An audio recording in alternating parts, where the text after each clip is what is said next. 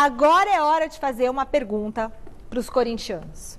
Alguém anotou a placa do caminhão de gols que atropelou o Timão em plena Neoquímica Arena? Gente, o Flamengo fez 5-1 e podia ter feito mais, hein? O mesmo Flamengo que em 2018 fez 3 aqui na Arena, até então o pior resultado do Corinthians jogando em Itaquera foi além neste domingo.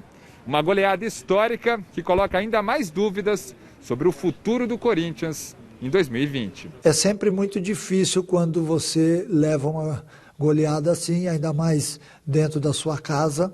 Isso mexe com todo mundo, mexe não só com o aspecto emocional, mas mexe com o brilho de cada um de nós. Então eu não vejo a hora de que chegue o próximo jogo, porque eu quero apagar rapidamente isso daí, mostrar a nossa torcida, mostrar a todo mundo que esse não é o Corinthians que eu quero e não vai ser assim. Pois a frase da Michele eu usei quando terminou o jogo do Corinthians também. Alguém anotou a placa do caminhão? Foi um atropelamento. Mas foi um atropelamento assim, tão contundente que o Corinthians provavelmente esteja em coma ainda. Deu dó, né, meu? O negócio deu foi... dó. Em determinados momentos, a gente sabe que isso às vezes acontece no futebol, é pontual, mas a seleção brasileira na Copa do Mundo, que eu diga, em 2014, quando levou 7... Mas parece que é ritmo de treino. Parece que sabe aquele pessoal que marca um futebol no final de semana? Um churrasco, a bola rolando. Aí joga contra um time de profissionais e o time dos casados e solteiros. Sei lá, joga lá e de repente vira festa, porque tamanho espaço, tamanha falta de vibração. E sabe o que eu acho mais contraditório ainda? Porque uma coisa é você analisar resultado, então 5-1 para o Flamengo, não tem nem o que discutir. Mas de futebol jogado, eu acho até que o Corinthians foi melhor do que, por exemplo, contra o Atlético Paranaense no meio da semana. Ele tomou 5.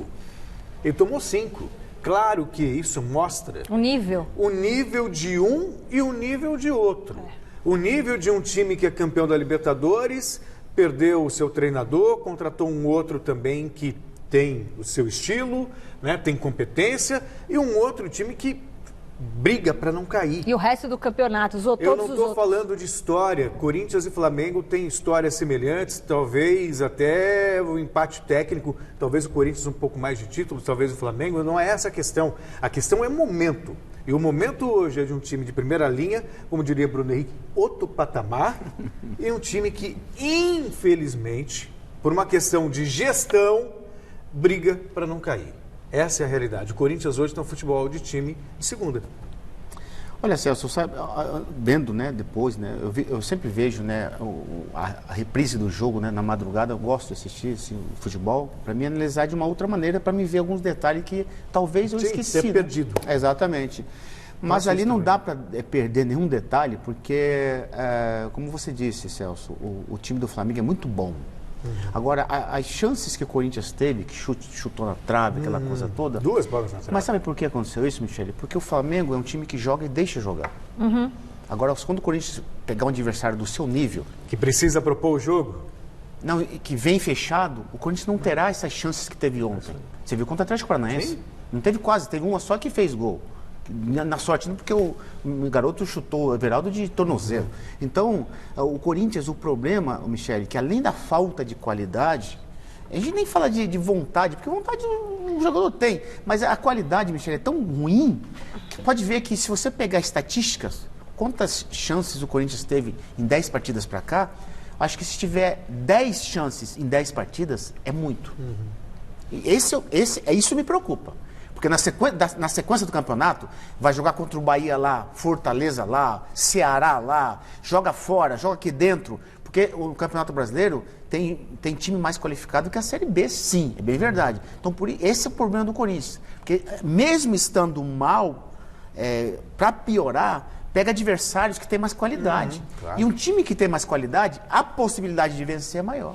Deixa eu só falar uma coisa rapidinho. Eu estava chegando aqui na Gazeta e o Lucas, que é ascensorista, ele é lá da Zona Sul e ele é corintiano, ele me falou o seguinte: Michele, o que foi aquilo que aconteceu com o Corinthians? Eu falei, pois é, que catástrofe.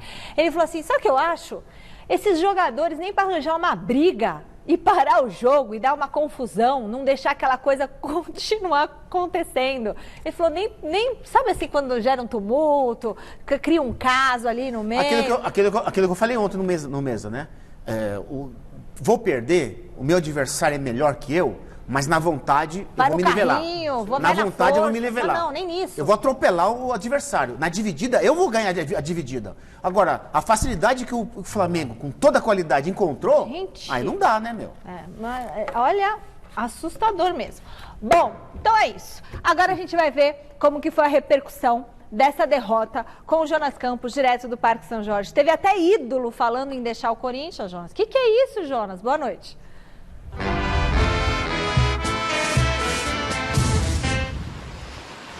Que é isso, Michele? Boa noite para você, para o Celso, para o Miller. Bem-vindo de volta, Miller. Abração para você, para todo mundo que acompanha o nosso Gazeta Esportiva.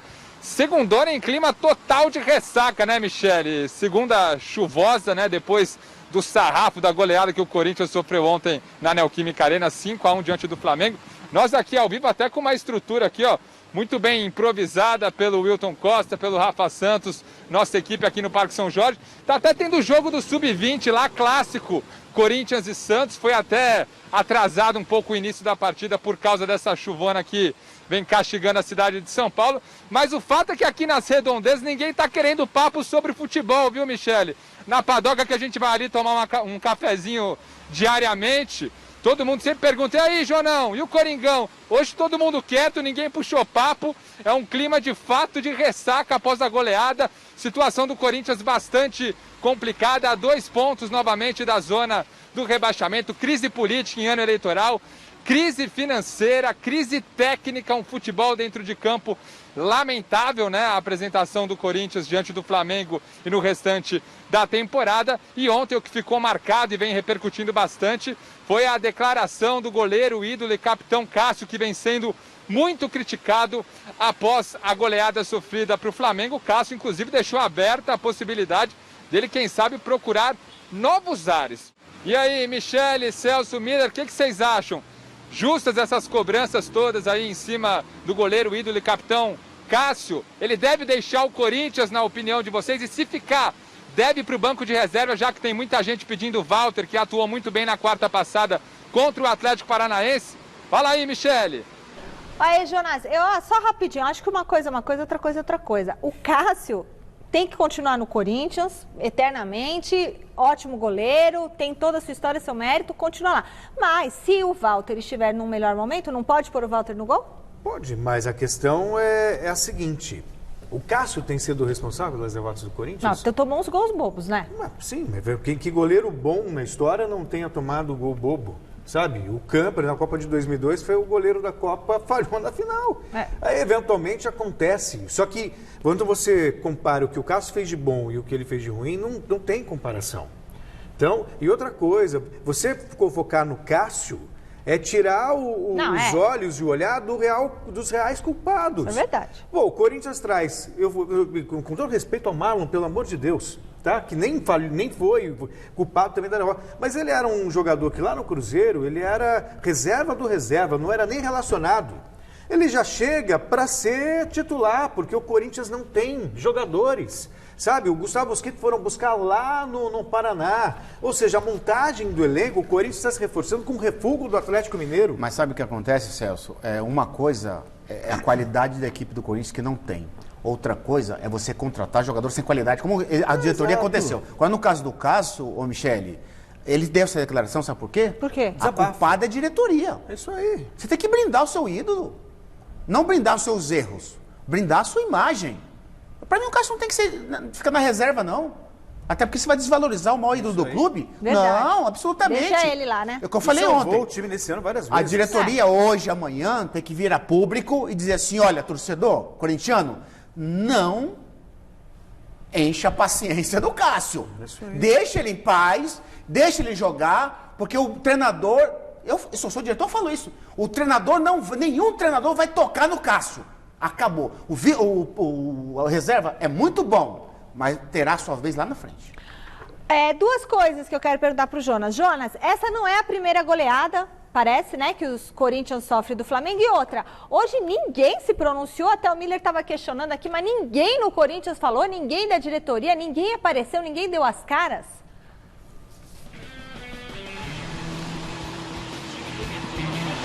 Silêncio total, viu, Michele? Todo mundo quieto. E o Cássio, né? Ontem ele até citou isso nessa declaração, nesse desabafo, que ele vem sendo uma espécie de escudo, muitas cobranças em cima dele. E hoje ninguém se pronunciou. Clima, como eu disse, de ressaca e silêncio total, até aqui no Parque São Jorge, muito por causa da chuva também, mas muito vazio aqui, um clima de fato, um vazio após essa goleada sofrida para o Flamengo na Neoquímica Arena, que, como você disse, não foi a primeira. Fazia tempo que o Corinthians não tomava 5 gols, muito tempo por sinal, mas isso já aconteceu ao longo da história. A gente confere agora uma matéria muito bem feita pelo nosso querido José Paz, olha só. É isso, gente, apesar de toda essa crise, desse momento para lá de turbulento, né? Tem reforço chegando no Corinthians, viu, Michele? Essa semana, daqui a pouco eu volto com mais informações aqui do Parque São Jorge. Beleza, Jonas, brigadão. Daqui a pouquinho você conta quem é esse novo reforço que já é oficial. E quando você toma 5, quer dizer, fico imaginando, já levou 5 na carreira, Miller? Poxa. Levou, Miller? Já. Brasil, Copa América de 87, Brasil e Chile, perdemos de 5-1, 5-0. Foi 4-0, não foi? 4-0. 4-0. É uma goleada, né? Como é que fica depois? Pô, pelo amor de Deus. Se você vai perder para um time inferior a você. Tudo bem que eles perderam ontem para um time superior, mas goleada é goleada, né? Ficar com vergonha? Ficar de cabeça baixa? Não, o jogador se sente envergonhado por aquilo que ele deixou de fazer e poderia ter feito. Ó, 5 é vexatório, pior é quando você toma 6, 7. Não, o Barcelona recentemente tomou do Bayern 8. Eu não queria ser jogador de futebol numa situação como essa, não. Celso, Michel, dois detalhes que me chamou a atenção é o seguinte. As goleadas passadas, o Corinthians criou um nível de dificuldade muito grande para o adversário. E jogou bem. Eu lembro muito bem. Segunda coisa, aquela declaração que o Cássio falou assim, olha, se o treinador quiser me deixar no banco, uma coisa é o que ele falou ali no calor do jogo, pós-jogo. Outra coisa. Outra coisa é a atitude do treinador. Não é porque ele falou, Mancini, que você vai deixá-lo no banco. Porque se o Mancini deixar o Cássio no banco, ele está dando um tiro no próprio pé. Não pode. Não que o Cássio é intocável, porque a gente não estamos acobertando os seus erros. Nós estamos dizendo que a história dele é muito bonita no clube e é o maior ídolo. Mas respeito, e não pode jamais manchar a imagem de um jogador assim.